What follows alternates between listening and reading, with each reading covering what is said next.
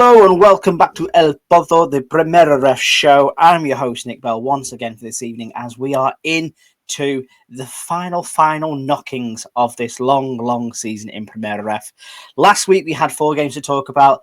This week, just 2, but there were plenty of talking points, weren't there, Liam? So let's get straight into this. Saturday night in Tarragona, where Nastic took on Real Sociedad B. Indeed, another sellout in the No Estadio Costa Daurada, and no thanks to Real Sociedad B.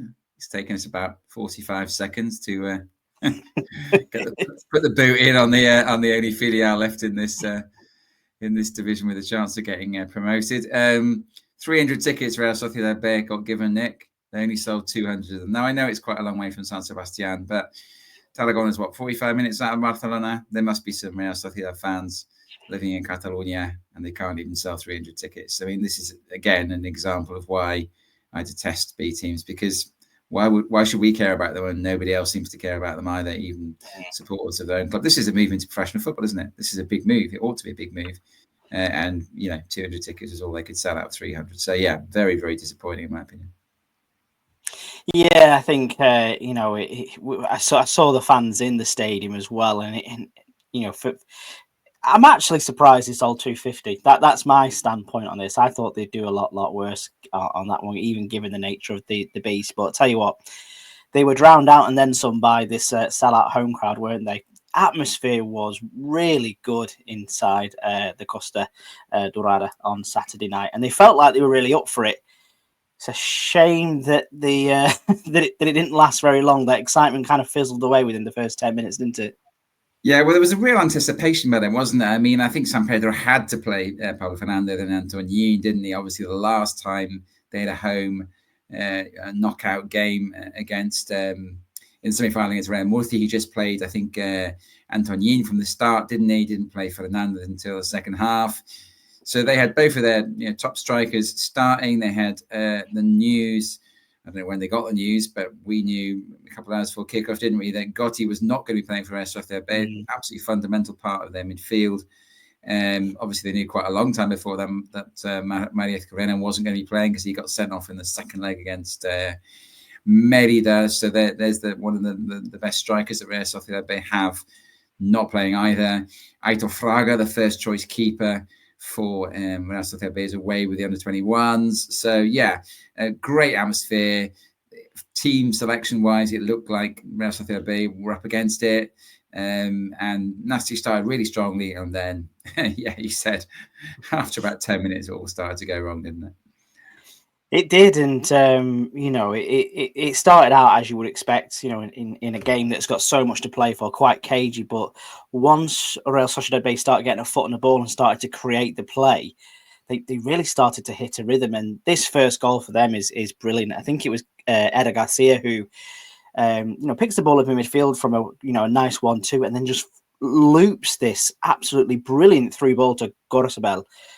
The goalkeeper's coming, he's committed, hasn't he, Liam? He's completely in no man's land. And the rest of it's sort of like, given how good the build-up to it was, the rest of it's all quite comical because it comes off Gorosabel's head first. It then comes against a post. Dufour doesn't have a clue that he's about to turn it into his own goal. And all of a sudden, within 10 minutes, the away side are in front and the atmosphere just flattens, doesn't it? I felt like this. It kind of felt like Groundhog Day for Nastic, didn't it? I think it did, yeah. I think he's unfortunate for it. It comes off his backside in the end, I think, doesn't it, really? As he runs back towards goal, hits the post, rebounds off the post, hits him on the backside and goes in. And, yeah, thinking about this, it's very, very similar to the other side of the pitch. It's very, very similar to the goal that Real Sociedad scored in Merida, isn't it, actually? That was a ball whipped in from the left, and one of these sort of looping balls in behind the centre halves. And I think on that occasion, was it Maria Corena got on the end of that one? I think it was. But this was on the other side. And yeah, I suppose he was going to go in. I'd always rather in that situation than that Gorosabel's header goes in, rather than it rebounding off the post and hitting Dufour on the bottom and then going in. It felt very scruffy. And as you say, it wasn't really becoming of what went before that, which, as you say, was a great ball in and a great run from Gorosabel. And I thought that was a problem all night for Nastic, was that pace of the Real Sociedad B forward players, wasn't it? They really really were quick, weren't they? And you're looking at the back four. Dufour, for me, is not the quickest. Joan Oriol, I mean, he was at Blackpool about 25 years ago, wasn't he? And even Leal, on the right hand side. I think they looked at that, didn't they? And thought, we can really expose this lot for pace. And certainly Gorosabel, makes a great run in there. And after all that promise, suddenly Nastic behind. Yeah, I kind of quite a reminisce about that Blackpool side this year. John Oriel, I was talking about Thiago Gomez, about Hercules last week. It's quite refreshing. Anyway, back to Tarragona. Yeah, like I say, the wind looked like it came out of them quite early, and they really looked dejected when they were trying to defend what essentially became a bit of an onslaught, in my opinion. I don't know if you agree with me, but Real Sociedad B just kept coming forward, kept trying to play through them, and eventually they rewarded. Controversially or not controversially, Beitia, with an absolute brilliant through ball that Balda had to get onto the end of, just cuts through the Nastic midfield and defence. And then, Balda's got plenty of room to go into, cuts back onto his right-hand side, forces the save out of the goalkeeper. But then the Nastic defenders are just stood watching. Mikel Rodriguez, with all the space that Tarragona has to offer, just turns it inside for a second goal. It was simple football in the end, wasn't it? It was. I think you said when you did your tweet at the end of this that you thought they were clinical now, Sociedad B, and I totally agree with that. I thought Nastic, they had loads of corners, Nastic. They had loads of pressure, and the crowd did recover after that early setback and then got right behind them again. There were two headers, I think, two chances, not two headers, one chance. I think it had Pablo Fernandez early in the second half and one for Antonin in the first half. Both times unmarked, no more than sort of 8 yards out. They did both hit the target with their efforts, but fairly comfortable save for Arana for both of them. And as you say, then having had quite a lot of pressure and quite a lot of chances to deliver from set pieces, on an hour to go 2 down. And fair play to Real Sociedad in this situation, 1 up, and the left back Balda is bombing on and is on the edge of the box, and he's saying cuts inside, and there were Nastic players back there, but as you say, it felt like they all just stood and watched, and Mikel Rodriguez accepted the gift completely unchallenged, and that was a big problem. But then we had another talking point involving something that went on in the Real Sociedad box, didn't we? Yeah, definitely. It was the possible penalty here. And I think this has been a bit of a theme for these Primera RF playoffs, Liam. I don't know. Do you think the referees have been a bit nervous about handing out penalties this time round? We've got so many instances across all the different semi-finals that we were watching where penalties on a day-to-day basis, me and you would say that is a dead cert. That is a guaranteed Stonewall penalty. We've seen so many of them go begging here. And is this another one we pigeonhole into that category? I think it's really tricky, this one. And again, I've watched it quite a number of times, and the referee does get into quite a good position here. And that's why I wonder if there's something in what you're saying, because he couldn't really have a better view of it. He gets round sort of to the side. Even that dreadful decision that wasn't given against Real Sociedad B when Merida and Donfel went down the box. The referee was kind of blindside, but he got a good view of this one, the referee. I think the question is, it kind of almost simultaneously hits the arm and hits the body. And of course, if it hits the body first and then diverts onto the arm, it's not a penalty, is it? It has to hit the arm cleanly first. And it's such a marginal call. And again, I hate to say this, Nick, but we've talked about it already. How should we not have had VAR for games of this magnitude? I know we quite often, denigrate VAR, but as you say, there've been a number of challenges and a number of incidents inside the box, and I think we'll talk about another one in the second game where you think, VAR would have sent him to the screen for that. Now, I'm not saying necessarily would have given it, but with so much at stake, with the technology available, albeit sometimes technology that we whinge about, I just feel here, you probably would have given a penalty if you'd had a second look at it. Yeah, it's definitely worth a second look, isn't it? If you got the opportunity to do that, I think Nastic will definitely feel, what do I want to say, like done wrong by this, because obviously they were the big screamers to have this technology to avoid what happened, in instances last season in their playoff semi-finals and their final as well. And again, this is just another instance maybe to add into their catalogue, but it was not given by the referee. However, it didn't take long into the second half for Nastic to strike back, did they, Liam? It was quite near the end, actually. It felt like there was still plenty of time to turn it around. And I looked at the clock as it went in. It was 82 minutes. So actually, it wasn't. That second half is one of those, isn't it? When you're up against it, time absolutely flies by. And it was a lifeline. Definitely, it's a great ball from Miguel Al. Great header at the near post from Pablo Fernandez. That's 3 goals that Nastic has scored in the playoffs so far. He's got all of them. So no wonder San Pedro couldn't really leave him out of this one. He's been an absolute star, isn't he, for them in the box so far. And then we had just incredible for me. Just incredible. You see games, you see ties, don't you? Turn on a couple of minutes. It's sliding doors moments, when you see these things happen, and you see 2 wonderful chances for Nastic, essentially in injury time. And at that point, pulling it back to 2-2. Yeah, you are disadvantaged. You have got to go to San Sebastian, and you know that they finished higher, so you've got to go to San Sebastian and win. You might have 120 minutes to win it, but you must win. You can't draw. Otherwise, Real Sociedad B go up because they finished higher in the league. But 2-2, you take there when you're from 2-0 down. Brilliant save from Arana, who, by the way, as we said already, is a standing keeper. He's a fairly experienced standing keeper, but still, what a save to keep an effort out from David Concha from about 25 yards out. And then Concha come on as a sub. Another sub, Oscar Sanz, has an amazing chance. Great ball in from the right. Obviously, heading isn't his strong point, judging by what he did with this. 5-6 yards out. Weak header straight at Arana. And then the killer blow, Nick, isn't it? It's literally 60 seconds later in the 94th minute. No, and I think you can see how they conceded this third goal, because they were genuinely starting to reach through the kitchen sink territory, weren't they? And what that left them was very exposed to the counter-attack, and it was perfectly executed from Real Sociedad B for one.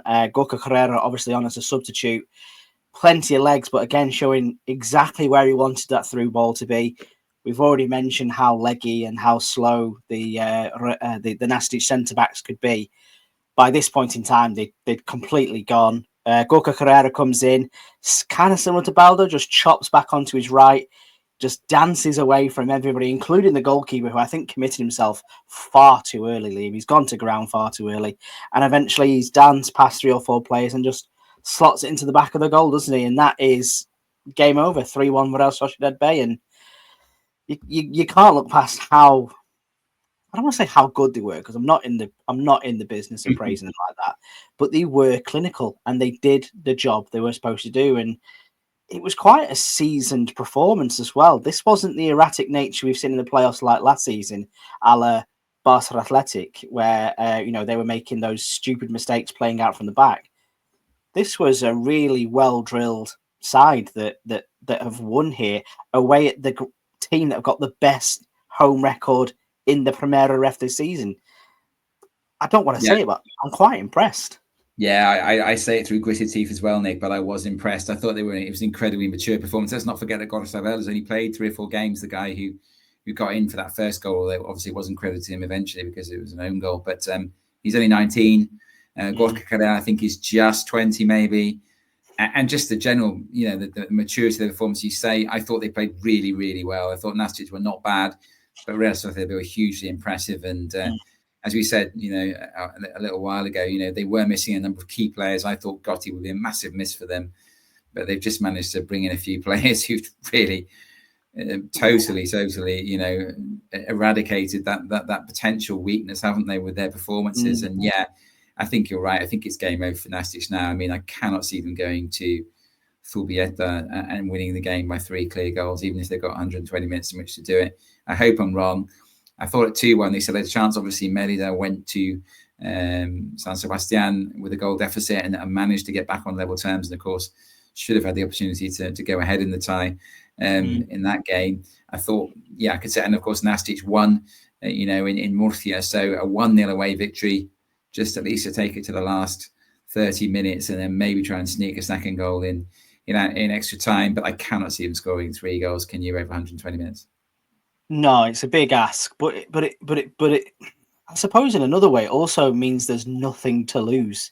It's very much last chance saloon territory. So does San Pedro decide to, as in a similar vein, throw everything at it and play his most attacking side as possible? Hopefully that he can level it out there. But him doing that will also leave him completely open to how easily Real Sociedad B can pick people off. And there's obviously a lot of talk about Zubimendi leaving Real Sociedad this summer.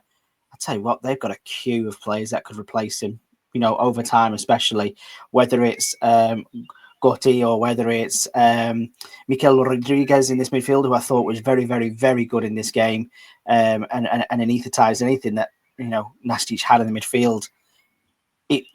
I think it's mission impossible. But I do genuinely hope that they go there and give a good account of themselves and have a good game of it. But it'll be hard for Nastic to do that, especially after the pain of last season. To get so close again, it's difficult and mentally probably very draining, isn't it? Yeah, I totally agree, Nick. It's a really horrible situation in which to be. As you say, you just have to hope they go up there and give a good account of themselves and throw everything at it and hope. But yeah, you're absolutely right. You can see them getting picked off on the counter attack. The same problem remains, doesn't it? That I think Nastic are fairly slow at the back, and I think, judging by this performance, Real Sociedad B have got players that can run at you from all angles. And yeah, it does feel, I agree, a bit like Mission Impossible for them. I hope we're both completely wrong, but yeah, it's a big ask of them now. Yeah. I do think it will end in disappointment. Less of a clear-cut situation in the other final, though, isn't there, Nick? Tell us a bit about Andorra and Ponferradina. Tell us a bit about what you made of the first half, at least in that game. Well, on the rewatch of this, because I couldn't watch it at the time it happened, with it being Father's Day in the UK and all the celebrations that go with it, I watched this back again later on in the evening, and I tell you what, it was a fun game. Like, I also enjoyed very quickly. I've been struggling with this new stadium name, Liam, in Andorra, but I just like how FEF TV called it Estadio de la FAF. I was like, that sounds fair. We'll just call it the FAF Stadium from now on. Stadium. I like the sound of that. That could be quite cool. Yeah, it's a faff to get there. Bit of a faff to get there. I was just going to say that. You might think alike. Yeah, it is as well, isn't it? It's bloody miles. I've tried to go to Andorra before because it was one of the grounds I hadn't been to in Segunda, and I looked and it's like about 3 hours from Barcelona. I was like, bloody hell. It's 3 hours from everywhere, isn't it, Nick? Apart from perhaps Girona. Even Girona is about 2.5 hours. It's like, yeah, I've not made it there, and I hope that I won't be making it there to watch Segunda football next year. But yeah, FAF sounds perfect. I mean, this is another game for me that, if it had VAR, in this game or whatever it was, the VAR light version that they mentioned before, because I'm not sure full-on VAR was ever going to be considered. But, again, I wonder if these playoffs might make them rethink, because, they certainly were talking about that for next season, weren't they? And I think that, as you said, practically every game has had something happening in it that, for me, the referee could really do with having another look at. The two incidents in this game for me, and I big respect for actually the commentators on FEF TV, nothing to do with faffing, but feffing instead. I thought that the handball by Carica, the Ponfe defender, I thought they described it perfectly. They said it would probably be given this in this day and age, but it's absolutely involuntary. It's very difficult to believe that he meant to do it. He didn't gain any advantage from it. And so actually, although with VAR it probably would have been given, they were kind of glad that the referee didn't give it, and I was kind of there. But the challenge by Lautaro de Leon is a very naughty challenge, Nick, and that, to me, having watched a lot of Segunda this year where they do have VAR, that's a red all day long. He's very lucky to get away with the yellow for that. Yeah, he's a very, it's a clear goal scoring opportunity, especially when you mentioned the gentleman who's on the receiving end of this challenge as well. He's their top goal scorer now this season, Lautaro de Leon, and it's naughty, isn't it? That's the way I would describe it. And in a game in the first leg, I know he's a forward, and I know he's probably a bit frustrated. His team's losing. Oh no, actually, that stage I think it's equal, isn't it? It's before Ponfe score, but it's just a really poor challenge. And as I say, in real time, I'm thinking that's really poor. And then they showed it in slow-mo, and I'm like, that is a red card all day long if the referee gets to see that in slow-mo. But they didn't give it, and equally, I suppose Andorra would say, well, that stage we should have been one up because we should have had the penalty. But yeah, they were impressive in terms of possession, Andorra, but I didn't feel they created much in the first half. And then, of course, we got the breakthrough, didn't we, just before half time at the other end? Yeah, I was going to say Andorra for me did well to really keep the ball, but I'll also, dark hearts aside, I thought Ponfe did well to box them out and to work as a defensive unit as well. And you can see that Javier Reyes got them well drilled in that arena. But again, looking at this goal that they scored in the first half, I think that's what they were trying to wait for. They were waiting to wait for Andorra to come through, to be playing a high line to try and catch them out. Now, obviously, Bustos has ended up on this left-hand side in possession. Does brilliantly to go one-on-one against the defender and get his cross in. But then it's that man, Borjaval, at the back post. What a header, Liam. That is if there is a promotion-winning header I would like to see this season, it is that one, because that was excellent from the veteran, wasn't it?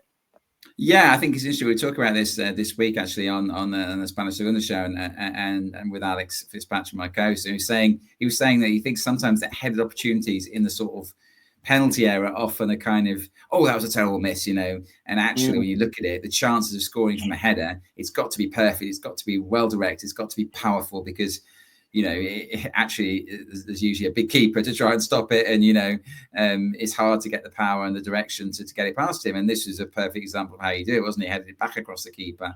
Ratti had no chance. As you say, if you're going to get promoted with a header as the decisive goal, of course we're a long way from that yet, but that goal might prove to be crucial for Ponfe. It was an absolutely brilliant header. Not one of those ones that would ever appear on a highlights reel, is it, in terms of goals of the season or anything? But if you've watched enough football, you know how difficult it is to do that, and how well he controlled the header, Borjaval. So yeah, brilliant. And we had a bit more excitement before half time, didn't we? We had what could have been the goal of the season. I know any shot from inside your own half looks spectacular, but this one was unbelievable from Yela, wasn't it?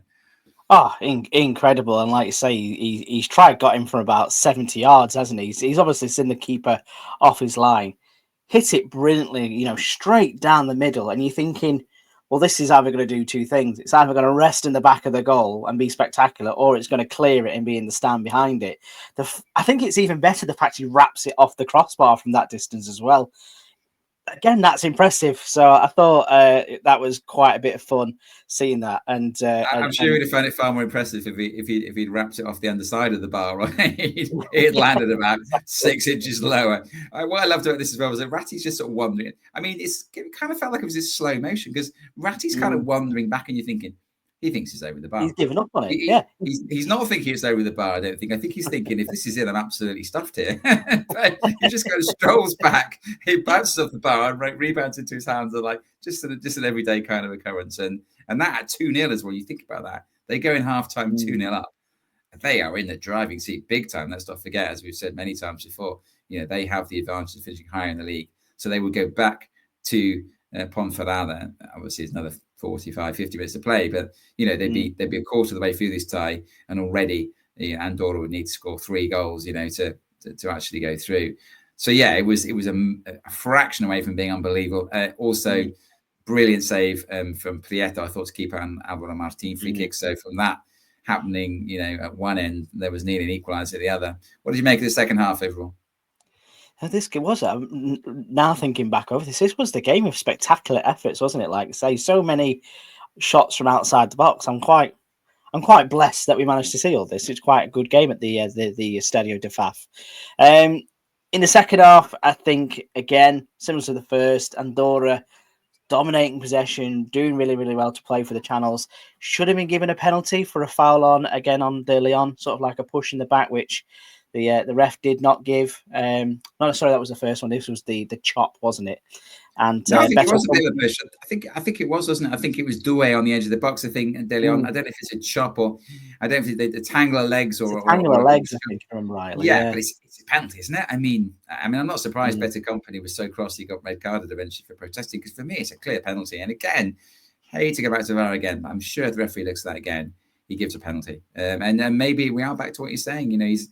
It's not clear cut enough for him to take the plunge and go, this is a spot kick. We have seen a few given, but not that many, have we? There's been a lot of challenges in the box and handballs and stuff, and overall, very few of them have been given. No, definitely not. And they were quickly vindicated after Beto Company was sent to the stands. Came up with the equaliser, a rare error from Prieto. You texted me about this at the time it's happening, and we couldn't quite understand whether it came back off the post or not. But it's if it's one that he's left, you just think just be double sure, wouldn't you, Liam? Knock it out if you need to. Just tip it round the post if you have to. But it's given Leona Nieto, sorry, and a very easy finish in the end, hasn't it? The way it's fallen to. Yeah, I've looked at it a few times. I think the sun is shining down as well, which doesn't help. I'm fairly sure Prieto, and you could see from his reaction after he's really cross with himself, he should push that around the post. He doesn't hit the post, it hits him. He somehow manages to divert it back into the centre of the goal. The one place he doesn't want to divert it, he sort of gets, I don't know, he gets beyond it or something and sort of actually managed to push it back into the danger area. And of course, Nieto has the easiest of finishes. So yeah, that's disappointing for Prieto. He's I think, probably the best keeper in Primera there for me. And he made another couple of cracking saves in this game. But then he's got to be very disappointed with his part in that equaliser. And he then didn't have a chance to save the next chance that headed his way. I think it was Sergio Molina who smashed one against the post, and Prieto's just watching it going, if that's in, and that's it. I'm not going near him. And you're right, there was then, this was a game with a number of, decent long distance efforts. And then Esquerdo reminded me of, he was the one, wasn't he? Smashed one in the top corner against Cultu, to win it in the 95th minute. He smashed another one, which was heading for the top corner and just wide of the other top corner. I think he was heading for the top left corner on the top right one that he put it in at Toralin against the local rivals. But yeah, he just missed the post. I don't think Matty would have got to it. So what did you make of it? Do you think it was fair, 1-1 at the end, or was that how you saw it? Or? Yeah, I enjoyed the stewards moving out away from that shot as well, because it was clearly hit with a bit of venom, and they thought, "Oh shit!" And there's no stand behind that goal at the Estadio de Faf. So they really bolted. But to be honest, I think a draw is fair, but I think Andorra will ruin the missed opportunity, knowing that they've got to go to El Toralin next. They would love to have gone there with a bit of advantage, the same way that Antequera did, and then they've got to make Ponfe work for it, don't they? That's the big part of it. So I think they'll be remiss at that. But I think a very good game and a very good advertisement for Primera football in terms of the opportunities and the way these two teams played, Liam. I don't know if you agree with me on that one, but who do you think goes away and wins this now? Is this in Ponfe's favour? Is it in their hands to lose?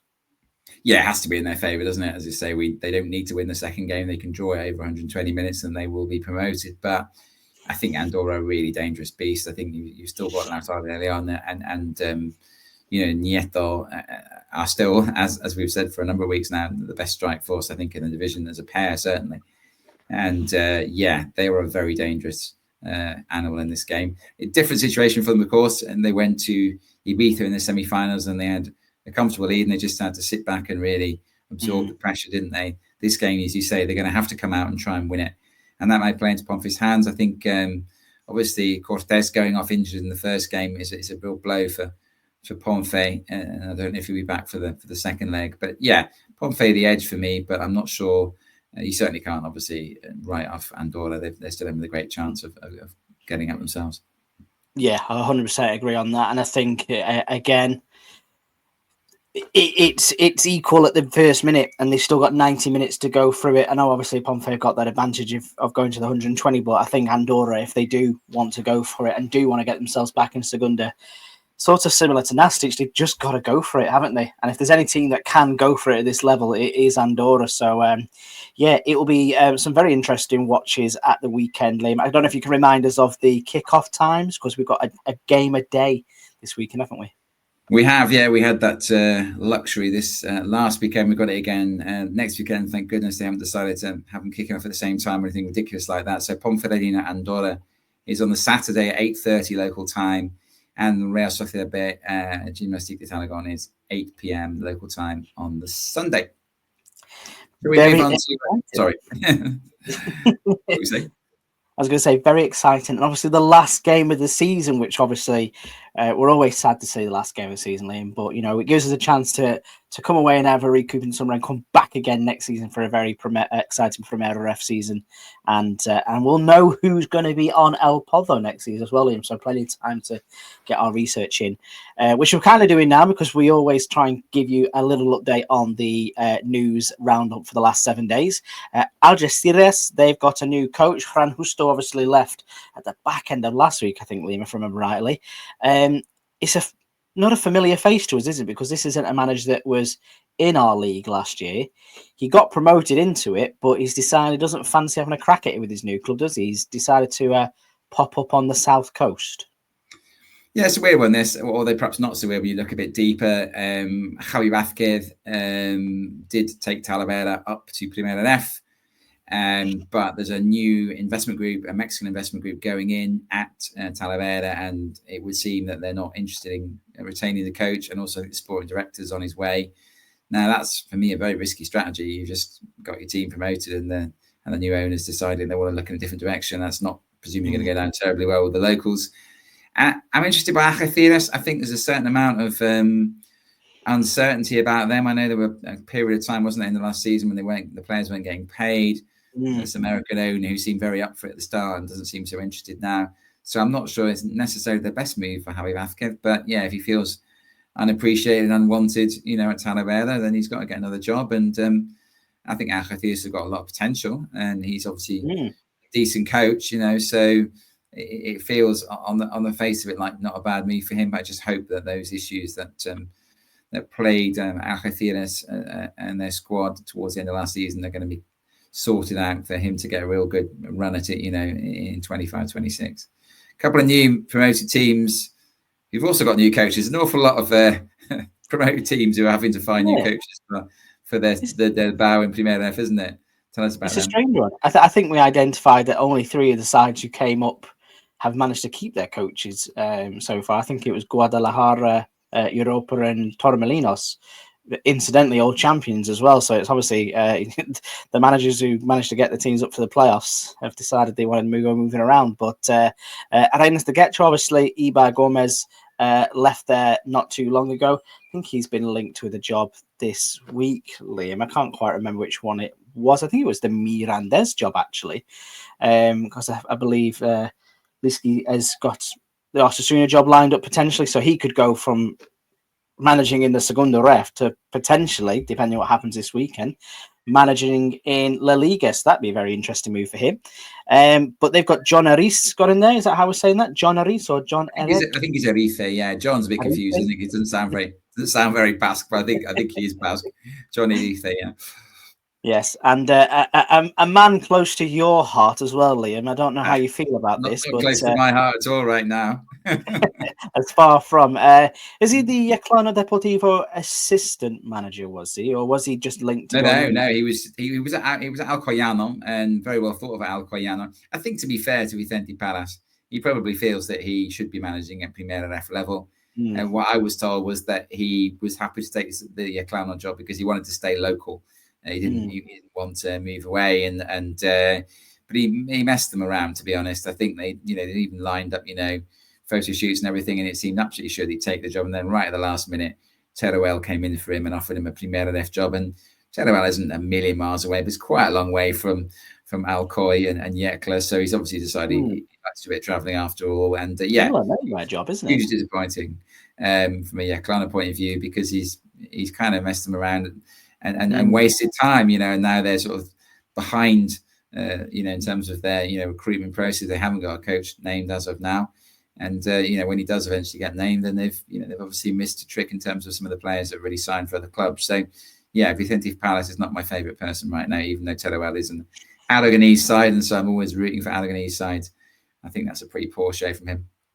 Yeah, I was going to say, when I looked on the map, it did seem like it was the arse end of nowhere. So he clearly maybe has been offered a little bit more money to play at a little bit at a higher level. But we'll keep an eye on him and his side and how they get on next season as well. One manager who's made a move that we all expected him to make after the being knocked out of the playoffs last week. Antequera manager Harvey Medina has been announced as Betis Deportivo's manager today. His replacement is Abel Gomez as well, who was last seen at the helm of Recreativa Huelva, who obviously got relegated last season. So Liam, obviously, that's not gone down too well in Antequera, has it? Not really. No, it's not exactly going to really make you feel particularly optimistic about his chances of repeating what Medina has done. I mean, you never know, do you? With coaches, maybe Abel Gomez is a good coach. His most recent, I mean, you know, sometimes there's dangerous here of recency bias, isn't there? Or recency prejudice, I suppose you could call it in this case. You know, he's not been impressive recently in terms of his recent coaching history. But yeah, I think he represents a fairly sound appointment overall, and hopefully fares better with Antequera. But the pressure will be on. I just think with that kind of appointment, Nick, you know, if you're the Directiva, you're kind of setting this poor guy up to be under pressure from day one, aren't you? The first game, as soon as they go 1-0 behind, if they do, the crowd are going to be baying for his blood. And you just think, look at his recent history. Whether we like it or not, fans do tend to look at the most recent history rather than what he's done longer ago. And you know, realistically, was that really the most sensible hire they could have made? But yeah, let's hope he proves that that was wrong. Yeah, it's an interesting one because obviously we've got to remember as well that Antequera are probably operating within their means, and this isn't a club with a massive budget, so they can't go and break the bank and bring in another really experienced manager. And obviously, let's recall they promoted Javi Medina from the assistant role when they first came up into this level, and he was a bit of an unknown quantity as well. That obviously worked out for the best, and it pains me to say he's still only something like 31, 32 years old, isn't he? So going back to Betis Deportivo probably gives him a great chance to bed in and maybe wait for the top job. Again, Manuel Pellegrini's not getting any younger, but I can see why he's done it. I'm just sad to see he's done it because I would have liked him to have gone the way of the next man. So Sergio Guillot, we know, has left Merida. He's been announced at the job at Huesca, so he's gone up a level, going to be managing in the Spanish Segunda next season. But they haven't just replaced him at Merida, have they? They've also decided to get a new sporting director, Tiago Leño, who was best known of getting Gil Vicente into Europe a few years ago, Liam. All change at the Estadio Romano. Yeah, we don't know who the new coach is yet, do we? I think we know that. I think we saw this one coming a little while ago. I think he's basically been hired, Tiago Leño, by the company that is owned by Matthew Benham, essentially. I mean, you can see why. And talking of age, I think he's 36 or something, and he got Gil Vicente into Europe 3 or 4 or 5 years ago, I think, and then went to Marítimo for a few years, and then went back to Gil Vicente earlier this year, and then has kind of slightly let them down somewhat by disappearing again 3 or 4 months later. So yeah, he's not well thought of in Barcelos, I'm told, which is where Gil Vicente are based. But yeah, you can see why he's been tempted to take this job. He's still only 36 now, is my point, and he's had about 5 or 6 years of being a sporting director, so he certainly started young. Then we'll see. I mean, you may see a very different squad at Merida next season, and that was probably going to happen anyway. I think Carlos Doncel has just renewed for next year, but from what I understand, his it was a 1+1 situation, and the clauses that he had to meet to be renewed, or for the club to be able to renew him, were fairly straightforward. Whereas both Islava and also Beltran are expected to leave. So because they did have I think they both had a 1+1 deal where the club could have an option to sign him again, but the clauses that they needed to meet to do it. And I'm talking about from the club's point of view that that it was pretty much stacked in the players' favours. And they, I think, they're both both Islava and Beltran are 28, aren't they? I think, and in the prime of their career, they've had a career season just now with Merida. Unfortunately, it's a time to push on and try and get into Segunda, isn't it? Really, if Merida had gone up, I'm sure they would have stayed. As they haven't, I think they need to make the most of their stock being very high. I don't know how you feel about that. Yeah, I think especially from Beltran's perspective, I saw he was actually linked with Malaga this week, and a few fans had messaged me about him. I said, he's had a very good season, no two doubts about it, but would I put him in the one season wonder category at the moment? Well, yes, we'd have to, because he's not, had the most exciting career up to this point.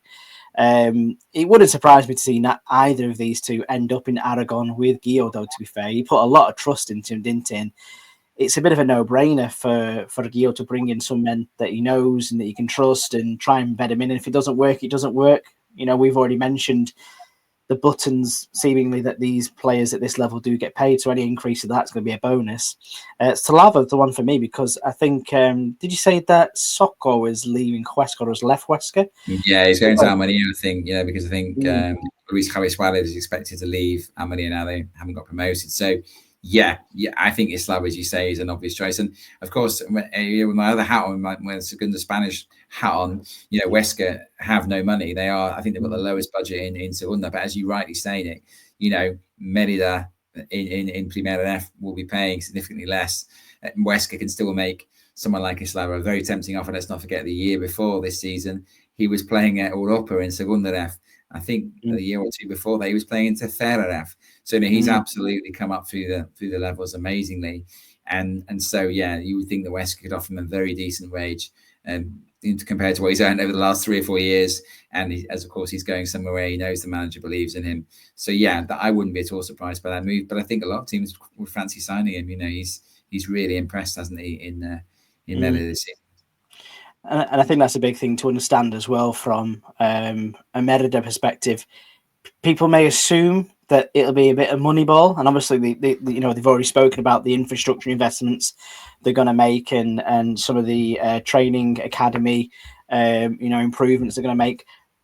But they won't throw money at it, and if they do, it'll be smart money as well. So I imagine that's been taken into consideration when it comes to these two players. And I think as much as they would love to keep them, they're not going to break the bank to go out and keep them in this league either. So I can definitely see why it has seemingly gone this way. There isn't too much more significant player movement at the moment. I think maybe some people are probably just on the holidays and waiting to get a move. One signing that has happened for Alcorcon. Well, they've made 2 signings, but one I've just noticed come through this afternoon. The guy with the most assists in Primera Ref history, in Primera short history, I should say, Borja Martinez has signed for Alcorcon, most recently with Intercity, Liam. It's quite an interesting sign. I think Alcorcon are maybe trying to cut their cloth accordingly. This is an interesting character. We're looking at his rap sheet before he came on, and he's a bit of a journeyman, but he's a journeyman with a good CV. Let's put it that way. Yeah, absolutely. So I think it's a smart move from them. I mean, I think the key thing with Alcorcon is can they hang on to Vladis? I'm not sure what his contractual situation is, but it is again talking about buttons that is being paid, to a lot of players, in Primera F. I've seen some of the clausula, the clausulas de rescisión out there, that you can sign some of the best players certainly in Segunda F and even in Primera F for relatively little money. So.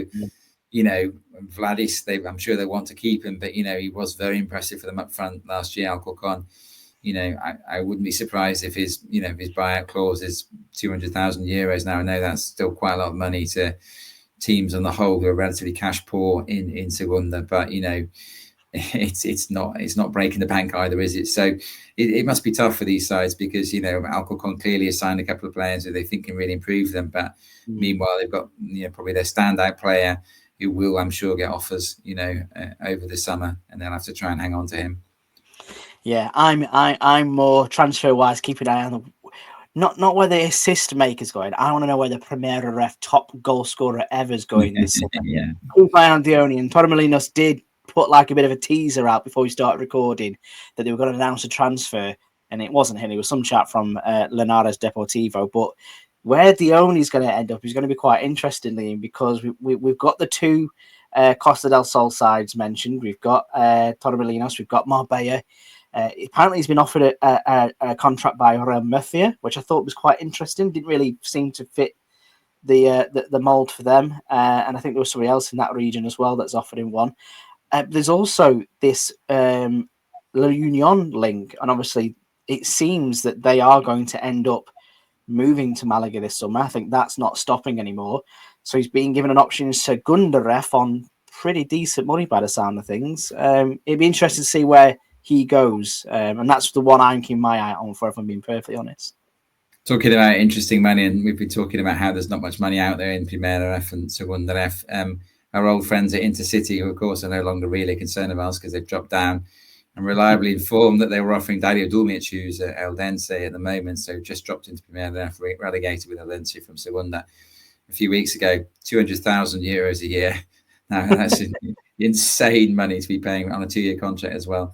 I know it doesn't sound like a lot, perhaps 4,000 euros a week, but in Spanish terms, to play fourth-tier football, that is unbelievable money. And interestingly, he stayed at Eldense, so I'm not sure if they would have got anywhere near that, but maybe he wasn't fooled by the 4,000 euros a week he's being offered over 2 years. Maybe he thought that 6 months down the line he wouldn't be getting it. So sometimes it doesn't pay, does it, to chase the money? Sometimes it's better to go where you know you're going to get paid, and that sounds ridiculous in today's world. But yeah, Primera F, Segunda F, there are always teams, aren't there, that struggle to pay their players, and players that are waiting several months to get their money. And let's hope that sorts itself out next season, because it happened too often last season. But I'm not too confident that it will.